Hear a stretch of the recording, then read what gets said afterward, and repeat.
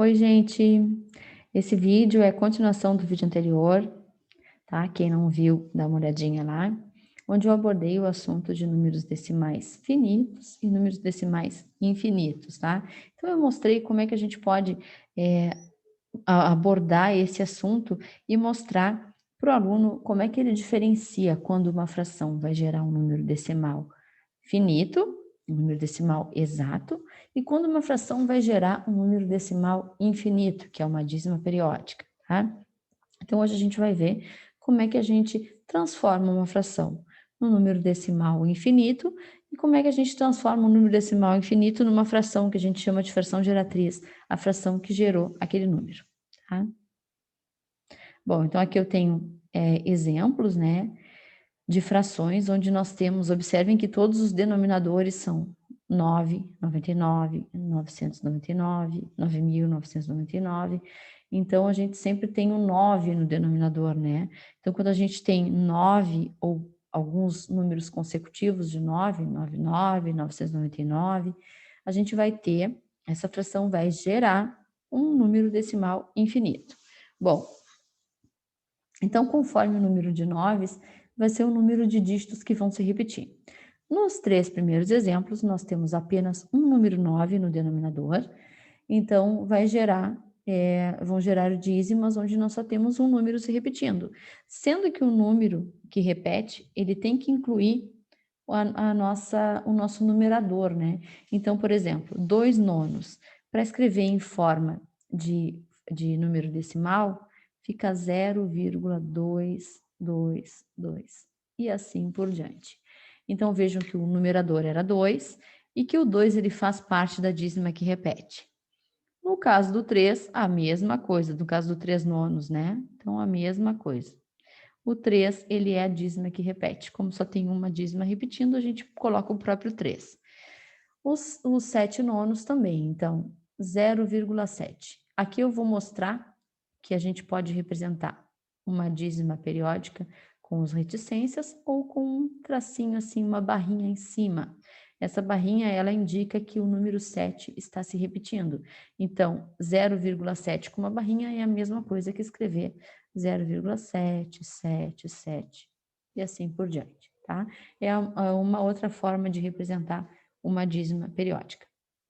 Bom, nos outros casos, ali nos outros exemplos, nós já temos no 5 sobre 99, né? Então, nós temos 2 noves no denominador, no outro caso, nós temos 3 noves no denominador e no outro 4 noves no denominador.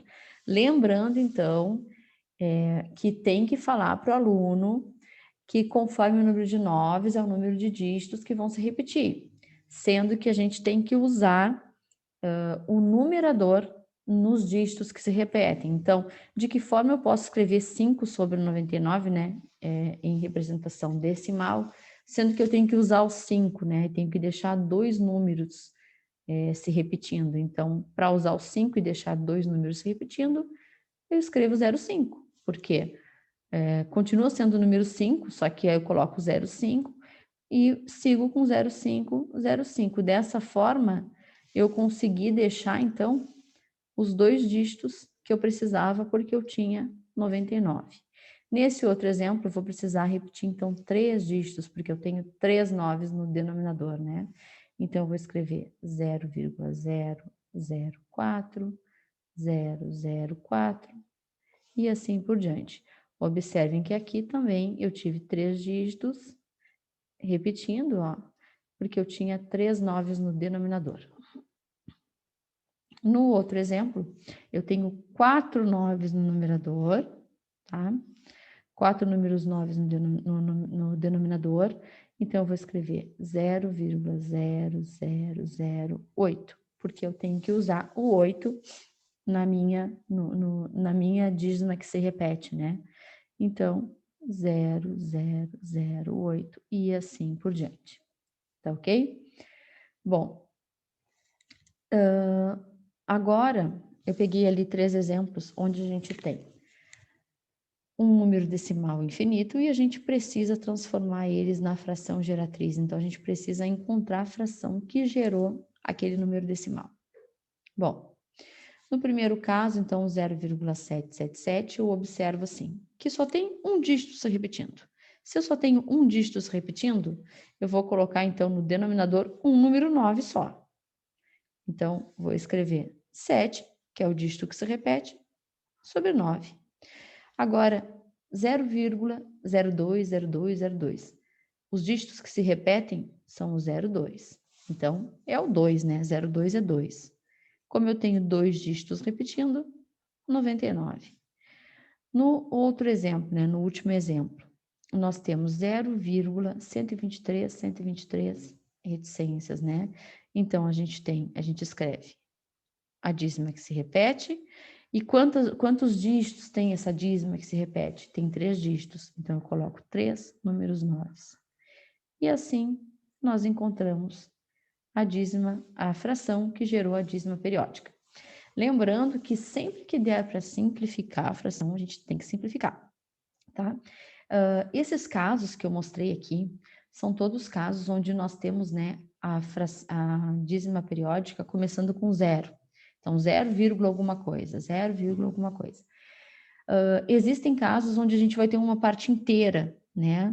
Que eu vou deixar para explicar no próximo vídeo como é que a gente acha a fração geratriz quando o número periódico começa com uma parte inteira, né? Então, por exemplo, assim, a gente vai ver no próximo vídeo como é que a gente faz se for 1,222. Observem que nesse caso aqui, a gente não começa por 0, alguma coisa, a gente já começa com uma parte inteira que é o 1,2222, né? Então, para esses casos, nós temos uma outra forma de encontrar a dízima periódica. Não é tão direto, mas é fácil também, tá? Então, até o próximo vídeo. E quem tiver alguma dúvida, quiser fazer alguma pergunta, deixa um comentário que eu respondo, tá bom? Obrigada.